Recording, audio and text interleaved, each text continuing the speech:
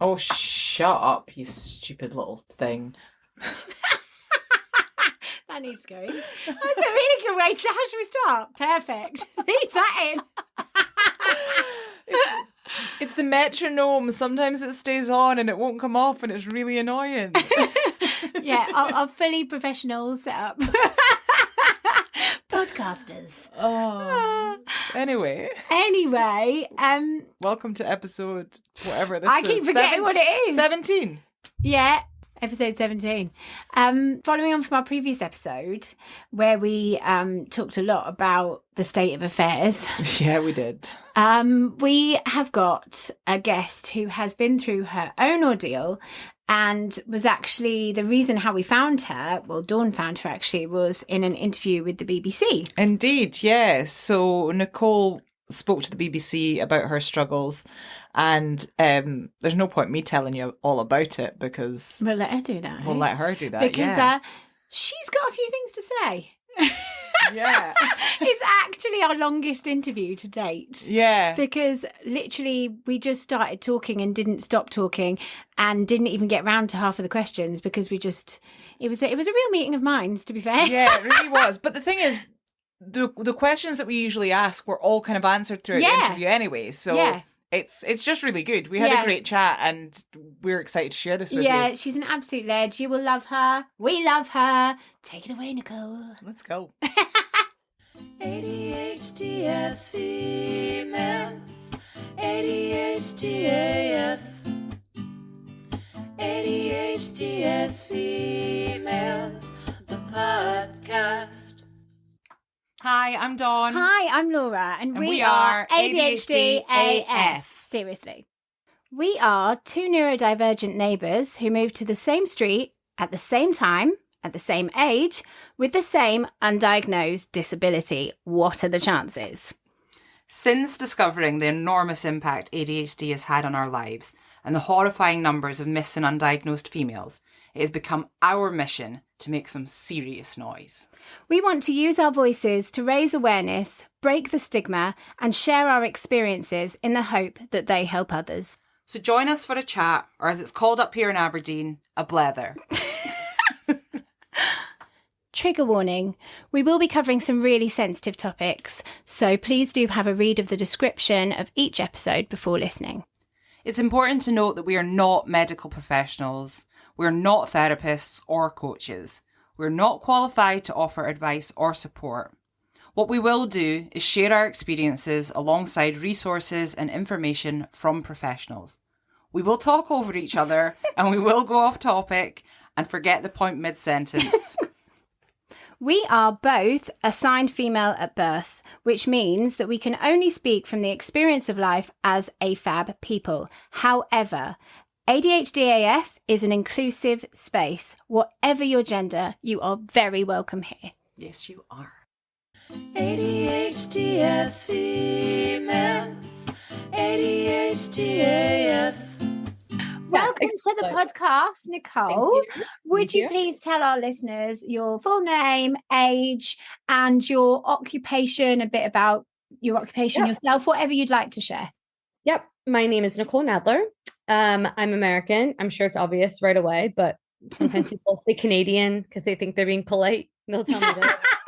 They're like, oh, you're American or Canadian? I'm like, American. Like, okay, because I don't want to assume you're American in case you're Canadian, in case that offended you. And I'm like, but you realize in telling me that you're offending. Okay. Anyway, moving on. So American, no confusion. It's obvious anyway when you meet me. I'm 32. I'll be 33 in November. And my occupation, as in how I make a living, is I'm a social media manager. But I am recently starting to manifest branding myself as a writer because I do write, but that's not how I make a living. So I feel like that's not how I would describe myself, but I'm going to start describing myself that way. You are a writer. Yeah. I do write shit, so I'm a writer. Exactly. Exactly. So yeah, so I'm just going to start saying it and it'll just, it'll come. If you build it, it'll come. So exactly. So where in America are you from, and where are you living now, and how come? Yes. Okay. So I was born in New York, city. And then I grew up in a state called Delaware, which is very tiny. People are remotely aware of it because that's where the current US president is from. I think I'm aware of it from Wayne's World. Yeah. Or that. I do get that too. There's also a song from like I just realised we are totally Wayne and Garth. You really are. There's a song. There's a reel in that. Like emo 2000s band called City and Color called Hello, I'm in Delaware. And people from my state, when I say there's like less than 1 million people in Delaware. Like it is a small place, but everybody would always sing it when it was popular. So I grew up in Delaware. I don't know. If you think about a film that's about like plain old middle of nowhere where the kids are like, there's nothing to do around here. It's boring. Yeah. It was that. People would like go to the movies and like there was like an arcade in the mall and that was like cool. I wasn't allowed to go, but anyway. And then I moved back to New York after uni because that was what I did. And then I fully intended on never leaving ever. So help me God. But I did because I got married. I met somebody, got married, and he is Scottish. And so a quick thing about visas is they're hard. Yes. Yeah. And essentially we met and we were like, oh man, it'd be cool to live in the same country. Like maybe one of us could get a work visa or something. It's not impossible, but it's not easy. Yeah. And so we were like, oh, I guess we could get married. And then we kept like looking at other options. And it was literally like get married or split up. And we were like, well, we don't want to split up. Like this is a pretty new thing. And we really like each other. And we're like, we don't want to get married. That's ridiculous. But we got married. So do you know those memes where it's like, I'm so good at masking, nobody would know I have ADHD at all. I'm like, oh yeah, okay. How nobody knew is the true shock. Yeah, it's shocking. It's really shocking. And you know, it's funny. I don't think that was an impulsive thing to do. I still don't think it was. I mean, it is. But because it's I'm like, it's brave. It's brave. It's impulsive. It's very also ridiculous. Lust for life. I mean, you can be nice about it, but it was also problem solving, you know? Yes. I thought I was being logical. So with regards to occupation then, so you said you do some writing, you want to start making money out of writing. Like, how did you come to that path? You said you were in retail. Would you say you have like a sort of checkered thing, or what were you doing at university? Or a checkered past? Well, in true ADHD fashion, I really should sit down and count. But if you'd say a job is any way that you've ever made money, I'm 32. I've had well over 30 jobs. Yeah. Well over. Like from random gig work to like salary jobs. And I'm also as the Scots would say, a grafter. I have been told this many a time. So I'm forever like, oh, I can do that. I'll take that on. Also, anytime, like I had a teacher that one time gave, in my opinion, the best advice. And he said, unless you're in the military, say yes to everything.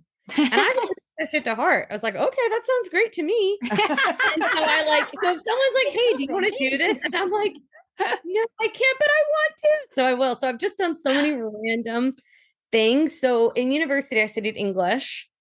Literally just because I like to read. I had no path. I was very lost in my uni time, which now all makes sense because I'm just going to preface this with saying, as you guys say all the time, knowing I have ADHD has not only changed my life because I like can do things better or whatever in the future. And the way I look at my past, just that alone has been like life-changing is not it's not a good enough description. I need something more. That sounds like it's too like every day. I need something way more dramatic. Yeah. When I was in high school, I didn't really exhibit, I don't think, that many ADHD symptoms because one, masking, but two, like a big hyper focus of mine was reading. Like that was something, but okay, no one's going to call me out on reading a lot. It was just like, she's a good student. You know what I mean? Or if I did really poorly in certain subjects because I couldn't focus and couldn't do that, I always made sure to like be really participatory in class because participation was usually like 15% of your grade. And I knew that. And I can talk for 10 hours straight anyway. So I was just forever talking in class. So I almost had these like coping mechanisms that I didn't. And my high school life was very rigid. I did choir in the morning. So it was like 45 minutes before school started. After school, I did theater. I had church related things basically all day on Sunday. On Saturdays, we did like theater stuff, like building the sets and all that for the plays. Like any spare moment I had was just to do a little bit of homework, and then I was asleep. Yeah. And then going to uni, there's obviously no structure. Everyone around me was like, yeah, I can't wait to like be a nurse specializing in this. I had no concept of that. And so I just waffled for 4 years and was really ashamed of that.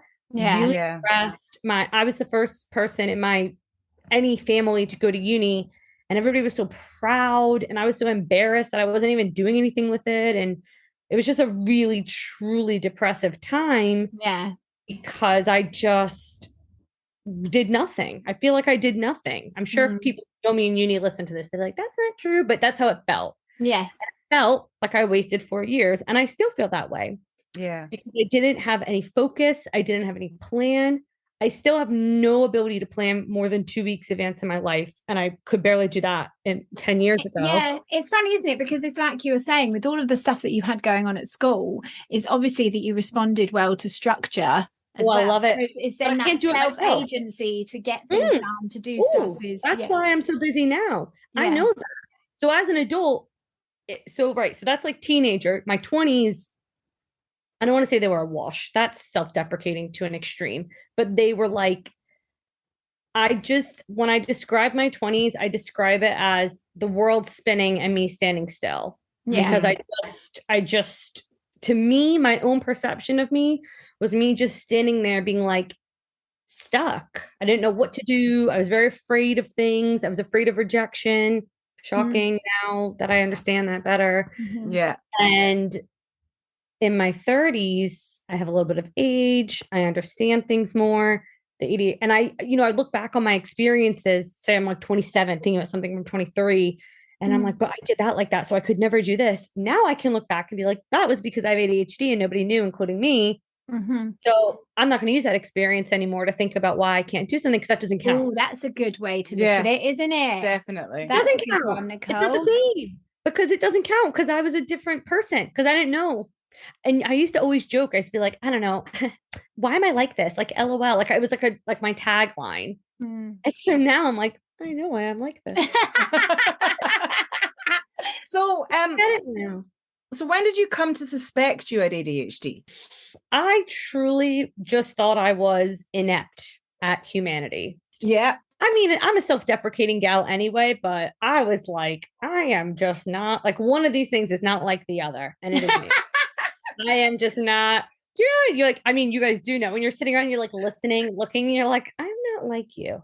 Not like in a better way or even a worse way. I'm not like you. Do you know, like in the office, I mean, the American office is slightly different to the English office, but like in that one, the character Tim, he's always sitting there and he sort of glances across at the camera like, are you getting this? That's what I feel like I've been like my whole life. Like, is this happening? Is everyone else all right with this? Because you don't get what's going on. I felt like that my whole life.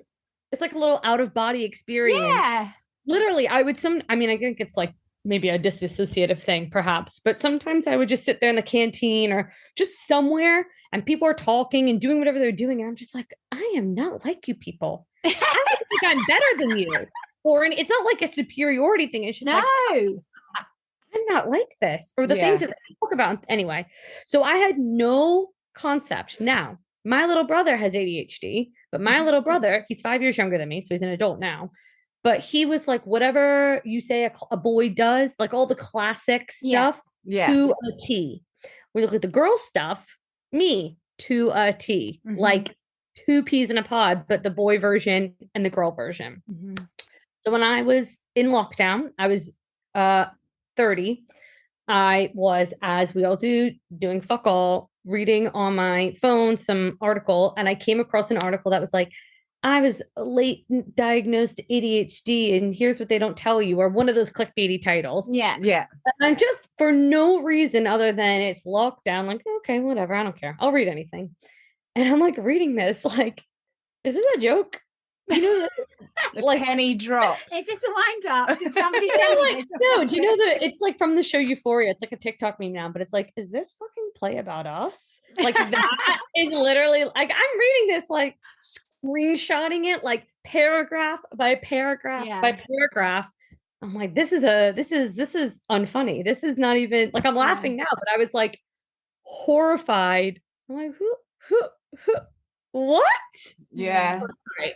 I'm just gonna Google. So I'm like ADHD in women, like whatever the first thing that comes up. I'm like, okay. It's like all the little bullet points of like basic. And I don't, it's like when you read your horoscope and you're like, this could be anybody. Yeah. Like one of the articles, I was like, this talks too much. I'm like, who doesn't daydreams? I'm like, we all daydream. Like, do you know what I mean? Like that's how I'm thinking about it. But then I keep looking, and then they're like would say a symptom and then put something in parentheses of like an example.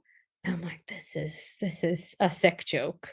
It was like stuff I had literally said or did exactly. So like I'm just like consuming all of this, and then eventually at some point, I didn't use TikTok then. I just was not ready for another social media thing to consume me. I am now. I'm fully committed. I'm not. But at the time, I just was like, I'm on the internet so much. And I guess I must have started looking on Instagram. So then I just started watching like people's, I don't know, their reels or reading like their experience, like lived experiences. And again, I'm like, this is too specific. So anyway, I did that for about a year. And then I finally got in touch with my GP and spoke to her on the phone. And she was like, okay, well, what are your symptoms like? So I just, of course, talked nonstop for a half hour. I'm like, if that doesn't tell you, then nothing else will. But I told her whatever the symptoms, which she was like, yeah, that sounds about right. So they put me on the waiting list. Haven't heard back yet. And by the end of last year, I am very blessed to have an extra amount of income that I was able to afford a private diagnosis. It is not affordable. Well, it's not affordable for most of us, but I was able to afford it, which I'm very grateful for.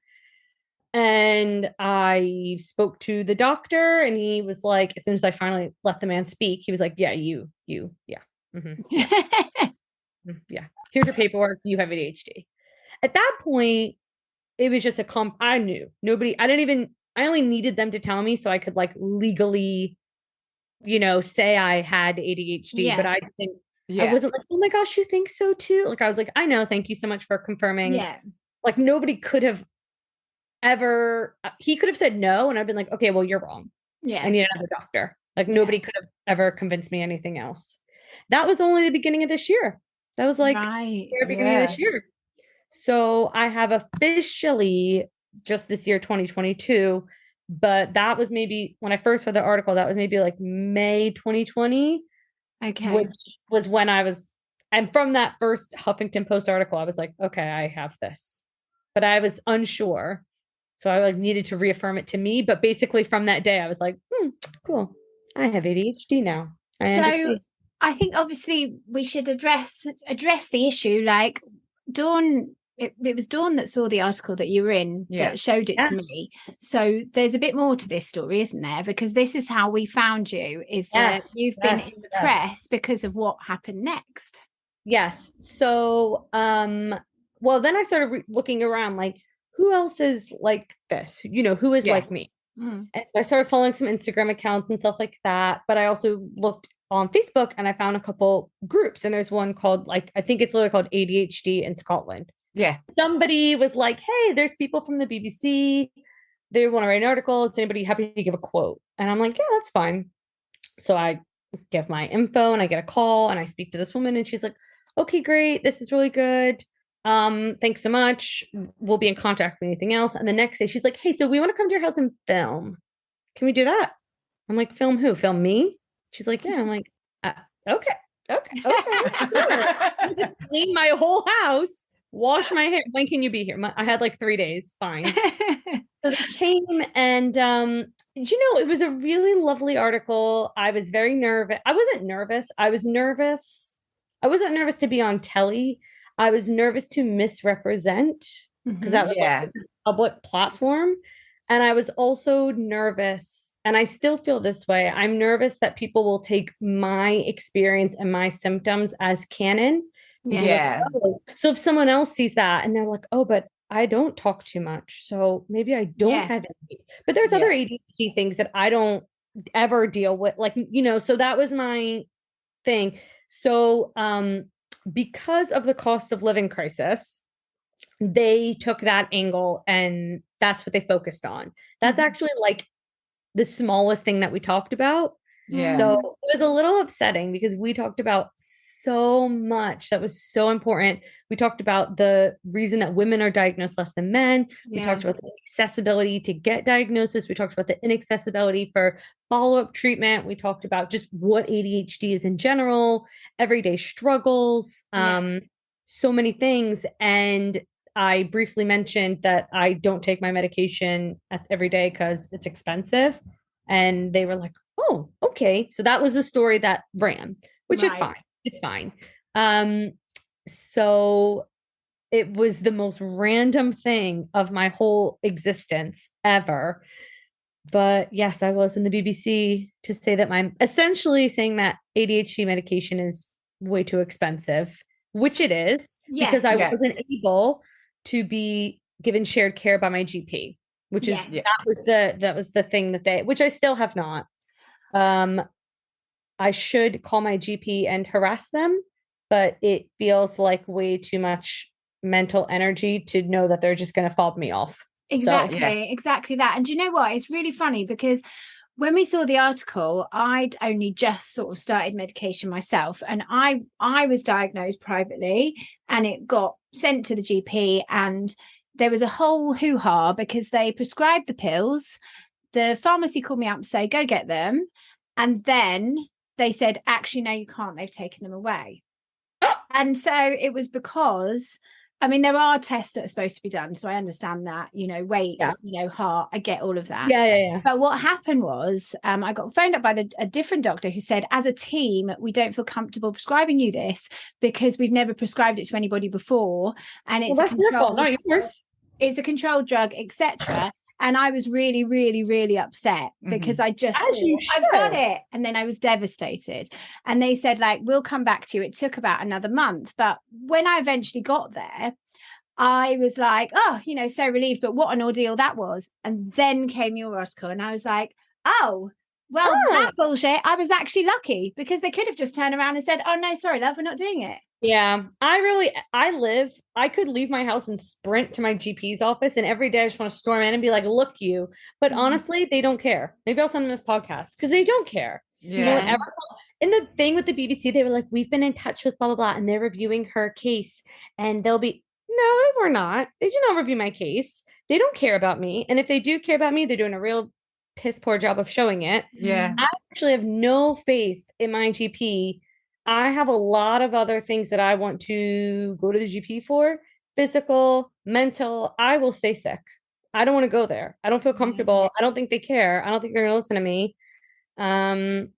It's also really hard as an American because our version of how doctors work is so different from how doctors work here. Of course. Yeah. So I already struggle with like just the NHS, not the NHS, but just the way, the system. Way it's done. Yeah.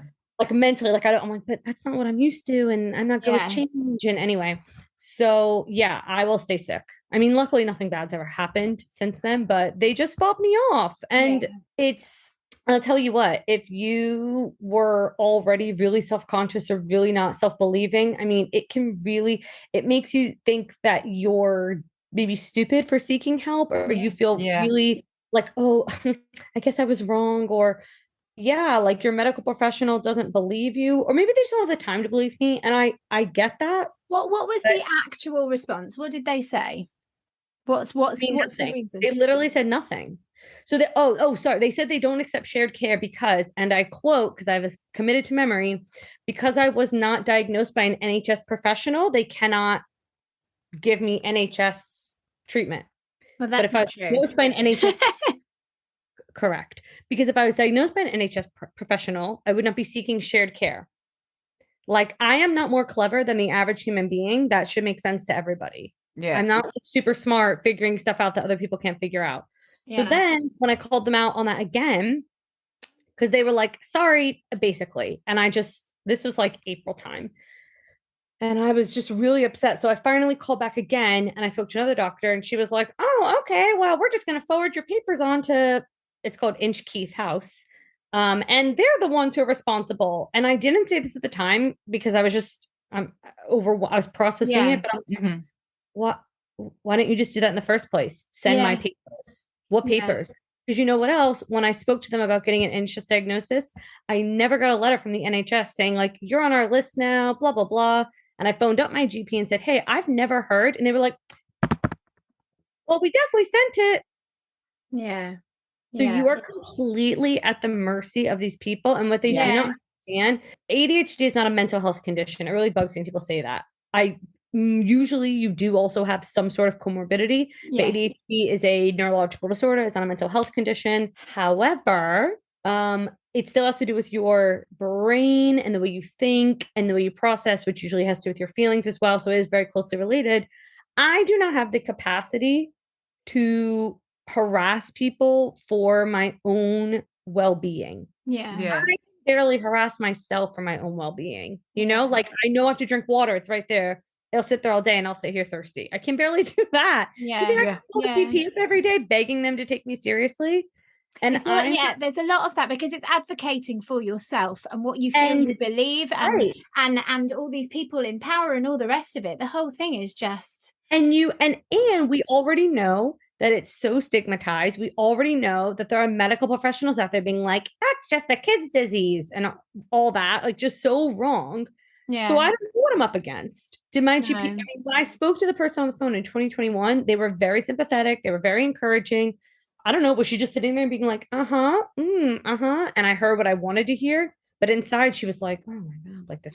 I don't know. I mean, the thing is, I know with mine, that was one of the things. So I spoke to a female doctor who was really not very nice to me at all. Even when I cried, she was not very nice to me at all. Love that for you. What she was basically saying was, we don't know who is responsible for you. So if this person has if this person is the word, if they prescribe this to you, are they then responsible for how you cope or how you react on this medication? Or this is now a prescription coming from us, are we then responsible for you, but we haven't prescribed this? And that was the issue. And I was just like, I don't care. Sort it out. And I don't normally do that. And I do have a temper, but I was so upset that I literally lost it with this woman. Just like, are you kidding me? I was like, do you understand?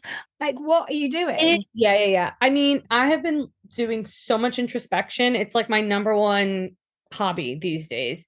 And what I'm learning, I literally, it sounds so pompous, but I really do just like sit around and think a lot. I'm just because I'm obsessed with understanding. Now that I know that I spent 30 years and I didn't know what was going on. I just didn't know what was going on, if that makes any sense. Now I know, I'm like, there's so much, like, it's like, I'm a new person. Like I had a whole life. I have a new life. I can't wait. I talk about all the time how much I love being in my 30s. It's the best time. Yeah. And I make the most of it. So anyway, one of the things I've learned is that I can ask for support and I can self-advocate. If I believe the person I'm speaking to actually wants to hear it and actually cares. Yeah. So if I'm going to someone, my friend, and being like, listen, this is really uncomfortable. I just need you to know, like, that really hurt me that day. I mean, that chokes me just to think about being that like confrontational and upfront and everything. But I could do it if I think they're going to be like, damn, I'm so sorry I hurt you. I had no idea. And I'm going to someone. If I'm going to someone and I think that they're just gonna be like, okay, Nicole, whatever you say, which is what I think doctors will do. Well, why am I going to put out my limited energy, my limited emotional energy towards someone who's just going to all but laugh in my face? Yeah. I can really relate to that. You end up choosing carefully the people that you talk to about certain things to protect yourself. Yes. So when I do say I overshare all the time, I do, but I just tell people dumb stuff about my life all the time. But like I can't vulnerably go to a GP asking them these things to like, be like, can you please help me take care of myself? Can you take care of me? anyway, to wrap up that, I have not pursued it any further, but I have like, unfortunately, with the NHS at whole, I'm just not very good at navigating and or advocating. But maybe this will be, at this point, I don't even need them anymore. It's more just like I do, but I more just want to, I just want to prove the point more than anything else. That's what I want. I want to be like, no, you fobbed me off. Yeah.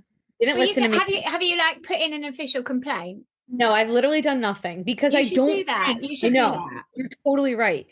I haven't, and I love a good complaint. If you can't tell, I'm also American. In our blood. I haven't on him. No, that's what my husband says. He's like, just go be American. I'm not like that. Like, I wish I was. Trust me. Like, my mom, she's not on the internet. She won't hear this. You could be wrong, but she will make you like, you could be right, but she will prove you that you were wrong.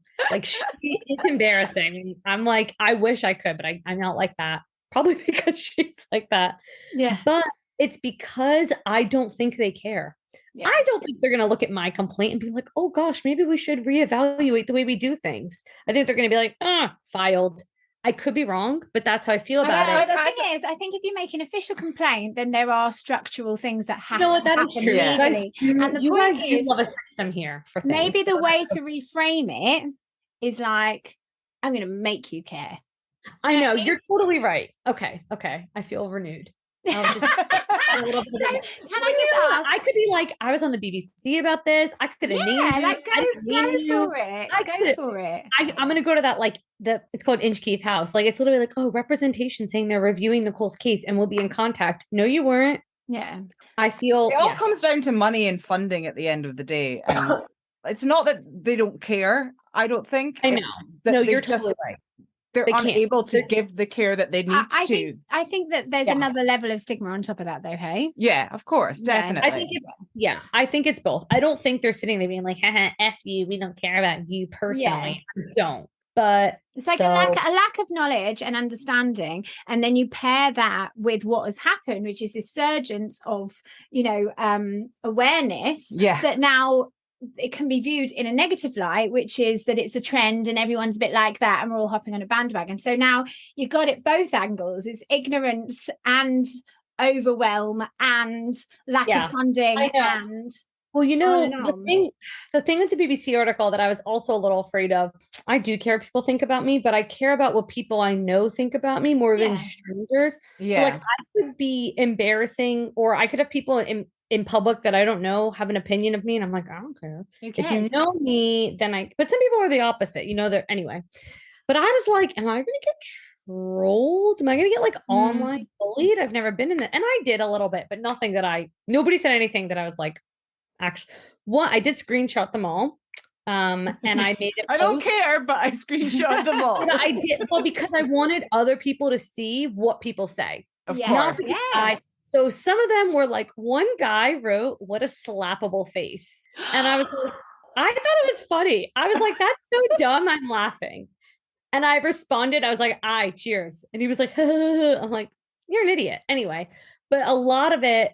So I responded and I like just took a picture of me and I just like screenshot the quotes and put the quotes like over the top picture of me, like a little carousel on Instagram so people could see the dumb ignoramus shit that other people say. A lot of it, none of it is an original idea. Even if I read them all to you, you'd be like, yeah, heard that, seen that. So nobody said anything. I wasn't actually hurt or offended at all. But it was the affirmation that people are so ignorant. Yeah, and a lot of what you just said about the bandwagon thing. And like, I did respond to some people where I felt like they said something that I could give an intelligent response to, but people were just being like, what a dummy. I was like, okay, I don't care.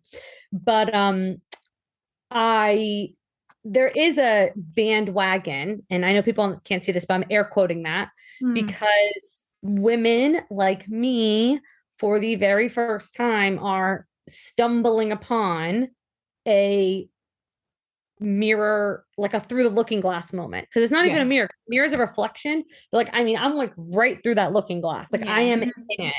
And I wish I was making this up. I wish I was a regular, normal person who was just pretending to be like this for clout. Please, I wish. I don't know. If you want to say people are making it up, I don't know what for because people aren't going to like you more. People aren't going to be like, oh, wow, that's so interesting. Like, what is the bonuses? I don't know. It's expensive. Nobody takes you seriously. Well, that's another thing. So what are you paying and how does it work? So I have mixed feelings about the medication. I don't have any issues with it. I do remember, I don't know which one of you, but I remember one of you said that you were a little hesitant to take it at one point. And a lot of people have said that to me. I was not hesitant at all because I was like, I don't know, if I don't like it, I just won't take it anymore. It's not addictive. If it was like, if it was like, you know, Oxycontin or something that was like heavily potentially addictive, I'd be like, ooh, but it's not. So I was like, okay, well, if I don't like it, I just won't take it. I don't. Some people still think that it is, though. I know they do, and that's like, I'm not shaming anybody for their opinions, but I just was never of the like. Well, there's no science. There's no science behind it. Yeah, exactly. I think for me, I was probably the one that said it was hesitant, and I think I'm hesitant in the fact is I don't like taking medication anyway for anything. For anything, paracetamol or anything. If I've got a sore head, I'll drink some water. And, you know, like, I'm not a big fan of meds. So the thought of taking meds doesn't fill me with joy, having to take meds every day for the rest of my life. No. However, I like that is overcome with, you know, the need for me to feel better and for me to function like a not a normal person. So I know I'm not the same as everyone else. To help with my symptoms, you know. Yeah. So of course I'm willing to try them. I can't fucking wait to try them. The thing is somebody reached out to me and asked me if I thought they should, not like that, but they were like, do you think I should? And I was like, listen, I'm not. Yeah. Of my opinion, I think you should try them. I think you should try them because if you don't like it, then that's that. But if you don't try it, then I just felt like there was nothing to lose for me. I was really hesitant. I actually wasn't going to go on medication at first. I wanted the diagnosis because I wanted to get off my own case, and I wanted to be like, this is why, here's the reason why. You don't have to hate yourself anymore, you're not shit or whatever. But what happened is my life got even worse. And I couldn't get back up, and I couldn't see my way out. And so then it was like, what the hell have I got to lose? Because it was part of that whole idea of what if it affects your creativity, dulls your sparkle, all of that stuff is why I was reluctant. But that's a good reason. That's actually I totally get that. I have like side effects aside, which are very annoying, and you know, the getting used to it period, it has greatly improved my life, definitely. Well, I'm so happy for you. Yeah, thank you. I am neutral. I do not feel like it makes that big of a difference for me. No. Nothing negative, because I'm like, I have no concept of a routine. I don't even take, I never want to have children, and I don't take birth control because I can't take it every day. I took it for 10 years improperly. And I was like, I'm going to get pregnant doing it wrong. So it's not going to do it at all. And then I don't think I can rely on it. Yeah. So I have a coil. It's in there for 5 years. I know. I got to do that too. I got to get on that. But yeah, I was like, so I never take it regularly. I know I should. And then I like wake up, and then my whole morning's very dysfunctioned, as it always is. And I don't always eat right away. But if I take it before I don't eat, then I might not eat for the whole day, but I want to make sure I eat. So I'm like, I'll eat breakfast first and then I'll take it. But then I cook a breakfast and then I don't always eat it right away. And then it's like 1 o'clock in the afternoon. I'm like, God damn it. I don't want to take it now because I'm going to be up till 3 a.m. Yeah. So I'm very bad at taking it regularly. Don't be like me, listeners. Take your medication as prescribed. But with that said, and I actually have a follow-up meeting in like 3 weeks, and I'm going to speak to the doctor about this because I wonder I do feel the way I describe it is like when you're playing Mario Kart and he hits the mushroom and it's like do do do do do do do do do do, and then it just kind of like comes down from that. I'm like, that's what I like.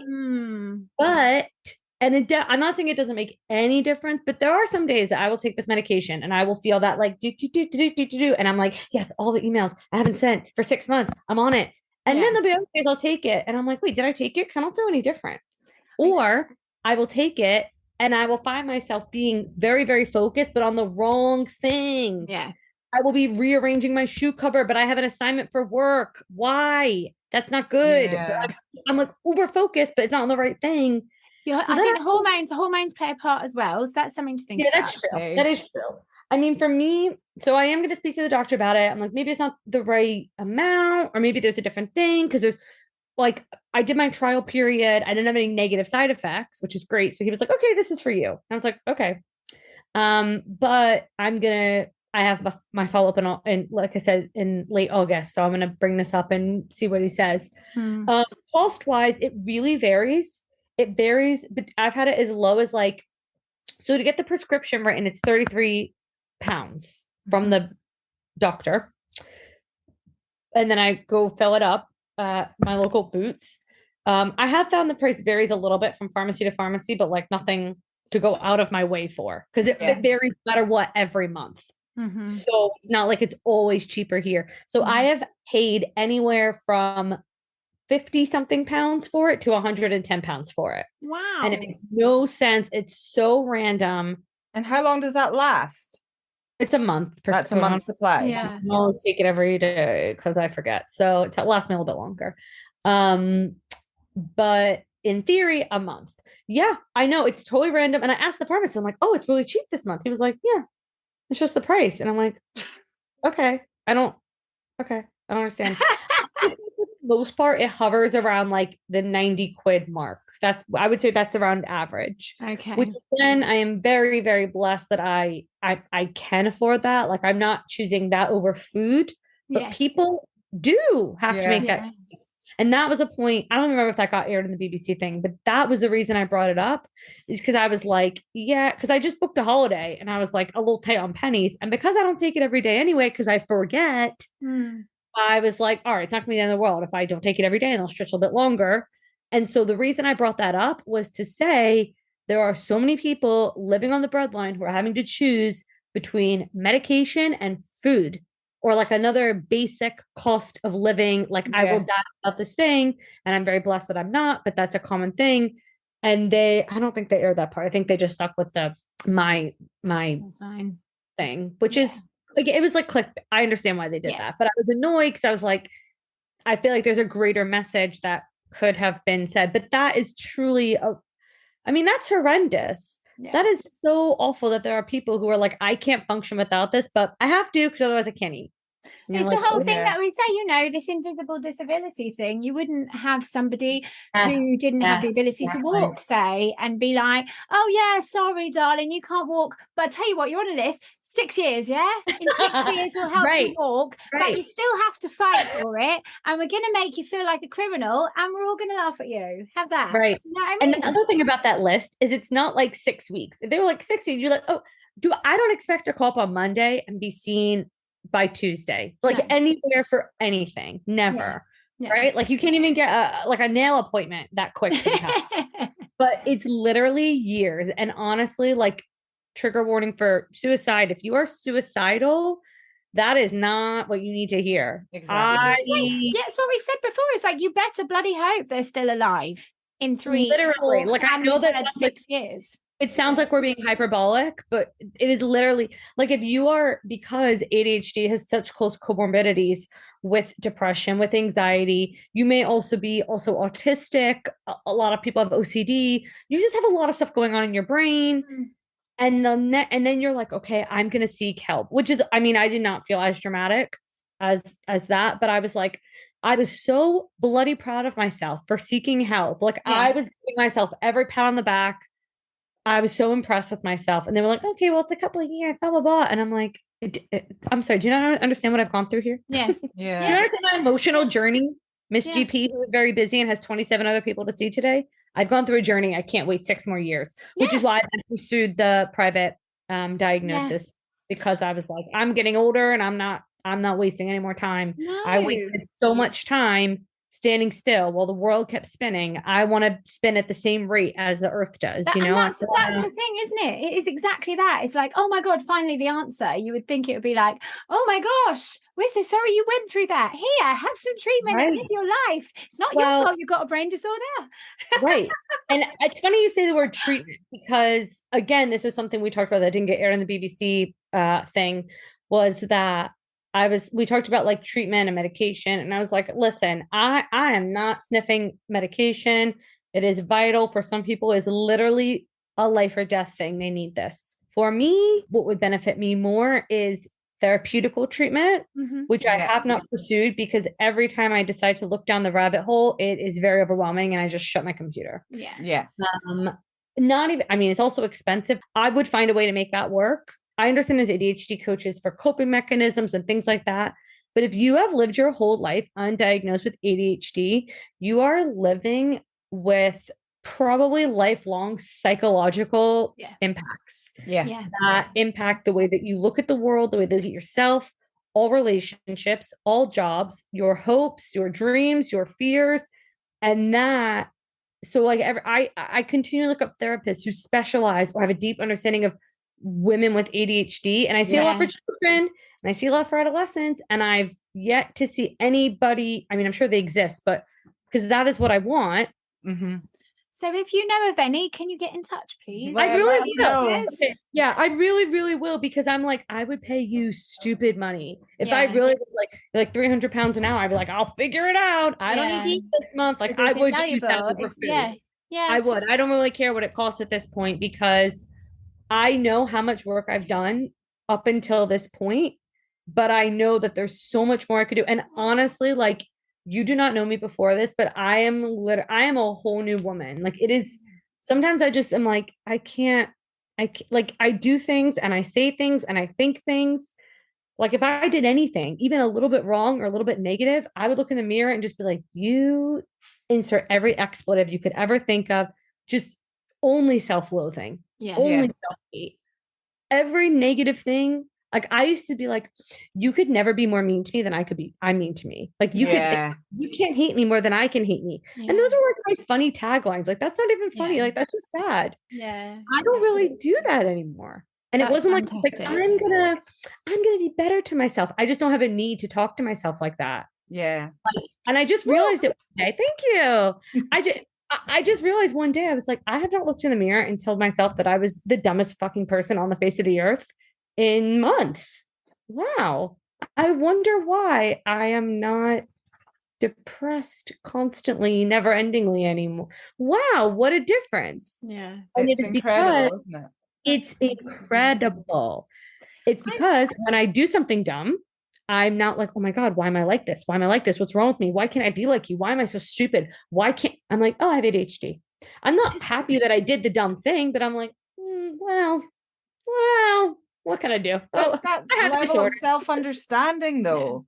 Like, once you understand yourself, like, it's almost like you become this unstoppable person. Literally. I'm like, I'm like trying to move at the speed of light, because I'm like, I'm making up for lost time. That's exactly how I feel. I got plans. I got things. Right? I've done more this year than I've done in about a decade. Right. Because you're like, I think I've done more in the last year than I've done in my entire life. Girl, it's totally like that though. So then, like, imagine you can sit and talk with someone who's like, no, I've studied this professionally for 25 years.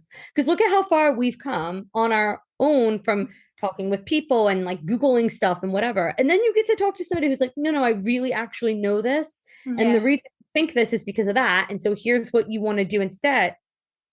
So that's what I'm like, listen, I will pay whatever it is. I don't care. I will figure it out for that level of insight. And it's not just doing more in general, it's doing more for yourself. I think that's like the important point is I spent my whole life doing things for other people or because I think I should do them. Whereas now it's like I'm actually doing stuff for myself and looking after me and putting myself first. Yeah, I agree with that. Mine was all about escapism, and now it's like, I'm actually here. So what do I need to do to like for my life, as opposed to like, let's get the hell away? It's just, and it's also like, I just struggled so much, and not with rejection. This is actually the thing. This is the thing that made me know I had ADHD more than just like, I talk too much and I'm daydreamy. Who isn't? Was when I learned about rejection sensitive dysphoria, because I don't struggle with rejection in the sense, like, I remember when I was dating and I would go on a date and then they didn't call me back. I'm like, I'd be a little bit bummed, but whatever. But it was more of the dysphoria, like the concept of potential future rejection. Actual rejection, it did hit me hard, don't get me wrong, but it was like, I'd be like, well, what can you do? I understand he didn't like me, whatever. But it was like, if I attempt to, I don't know, write something and send it to a publisher that means that they can read it and be like, no, you're dumb. You're actually not clever. You're none of the things you think you are. So instead of me putting myself in a position to be told that, which I'm not really in the right space to hear, I'm just not going to do it. Yeah. So this is why I say I did nothing. I did things, but I didn't do any of the things that were in my heart and in my soul and my hopes and all that because of that. But I could never explain that. They were like, just put yourself out there, just be confident. And I'm like, no, but and now literally, so when I read about rejection sensitive dysphoria as a common, I was like, okay, I have this. This is me. I have this because this is the phrase I have been looking for a decade. I still do experience that, but the understanding that that's what it is. And it's not that I'm not this. And it's not that I just thought maybe I was like a crybaby or something. Like I didn't understand. So of course we would resort to something negative and be like, oh, I'm a crybaby or I'm dumb took me to the age of, 37, 38, whenever I applied for uni to actually do that because I never had the belief. I was just so scared of being rejected and failing. So many things in my life where I'm just like, well, I can do this, so I'll just stay doing this. And that's why I'm stuck in office job after office job, not really interested because I can do it. Yeah. Because you can do it. Do you feel like, I totally feel, I try not to, but I am just so bitter for the many, I know I need to get over it. Maybe one day. I'm not there yet. For the things that I could have and would have done that were like right there. It's like when a word's on the tip of your tongue and you can't remember it. It's like I was on the tip of doing the thing. Yeah, I try not to think about it because I know if I sat and thought about all the things that I could have been and I could have had, it would really upset me. So I just think there's no point me spending any time on that. It's better for me to concentrate on the things that I can do now. Yeah. You're totally I think it's really interesting because I'm looking at the list. We've got our list here of questions. I'm going through them. And because we've had such a lovely bloody I'm so sorry. No, but you've actually answered them. Yeah. You've answered them pretty much all in the so I was like, yep, she said that. So I think I actually want to add another question. I wanted to talk to you about this. So the idea of when you get a late ADHD diagnosis, it's effectively like a grief cycle. Yeah. Right? Where are you at? Do you feel mostly positive? Is there grief there? Is there anger there? I know some people they really reject the label and they're like, I was upset to have, I was thrilled because I was like, I like my husband. I joke with my husband. Like sometimes I'll do, lose my glasses. I text him every time right before I find something. It's the worst. I'll be like, have you seen my keys? I already looked, can't find them. And then as he's typing, I'm like, found them. Sometimes it's really egregious. And I'll be like, you can't be mad. I have a disorder. You can't be mad. I have a brain problem. So I a little bit facetiously, but I do really feel that way. Like, I'm like, I have a disorder.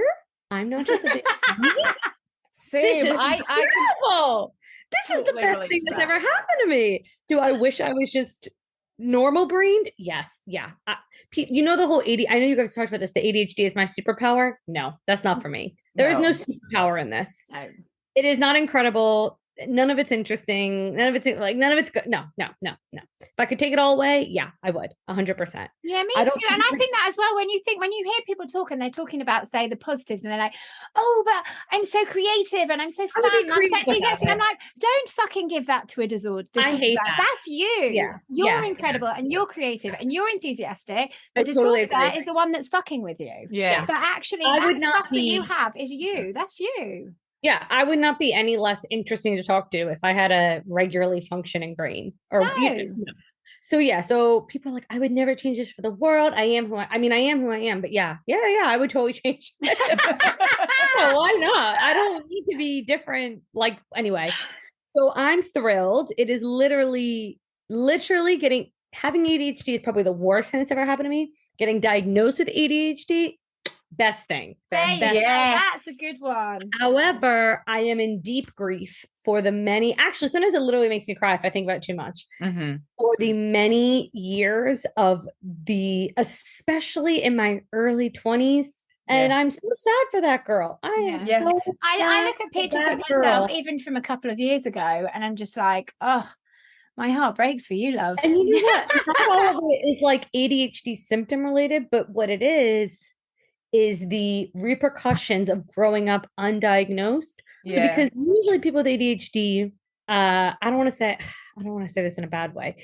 Like we're usually like a lot of a person to be around because it's like the whole like shiny squirrel, like you're hopping from topic to topic, which I hate that stereotype. I hate it. So I experience extreme, I don't know, like, do you know when you're doing whatever and you just notice two people make eye contact and you're like, oh, was that because of me? I'm also not the best with social cues anyway. So because of all these things, I always said I didn't like to meet new people and I wasn't outgoing or any of these things. And I am actually, you would never tell, but I am an introvert by nature. But I was like, oh, I just don't like meeting new people. And then I moved to a new country where I only had to meet new people. So that was not a good thing. But it's not that I don't like to meet new people. I just thought everybody automatically was going to dislike me from learned, you know what I mean? That's just something you learn internally from people doing it. I didn't make this up. Yeah. I didn't imagine the looks and the, whatever, the like, oh, here she goes again, Yeah. Yeah. I cannot even begin to explain the detriment. I don't think I have to. I think you can pretty much figure that out. Yeah. So I really grieve for the missed opportunities and the misconnections and the times that I wanted to do things and I wouldn't do things, literally couldn't do things. Yeah. And not necessarily because of ADHD, but because of undiagnosed ADHD. Having ADHD makes me do all sorts of dummy things, whatever, fine. Having undiagnosed ADHD makes me internalize them, which then makes you grow up to be a grown person who cannot function like the rest of the grown people around you. Yeah. And it just spirals. And I think it probably only gets worse as you get older because it's just the more lived experiences and the more internalization and the more I got fired from another job again, or I missed this thing again, or all those things. And the older you get, the more of your life, the more opportunities you've missed because of your undiagnosed condition. You know what else? It gets worse because and I think this is what we know why so many women go undiagnosed is because a lot of symptoms are masked, but a lot of female symptoms are just like regular. Like, girls are daydreamy sometimes. All people are daydreamy sometimes. Yeah. So like, it's not like, oh, she looks daydreamy today. Like, how do you, you know what I mean? Like, or she's chatty. Like, do you know what? A lot of 12-year-old girls are really chatty. If you could implement change in the diagnosis process, what would it be? And it's such a basic question because we don't know shit really, but just from your experience. I mean, if it was like that, implement change, it would be have people who are trained in ADHD being responsible for ADHD diagnosis and having actual people.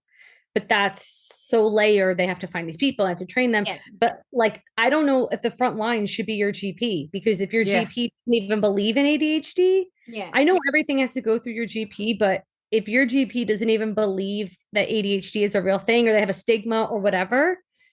So then in the most basic form, the first change would be that all GPs are given a piece of training or a document by which they have to legally follow by law. Yeah. Even like the most basic textbook black and white symptoms or something. Because ADHD in the UK is a registered disability.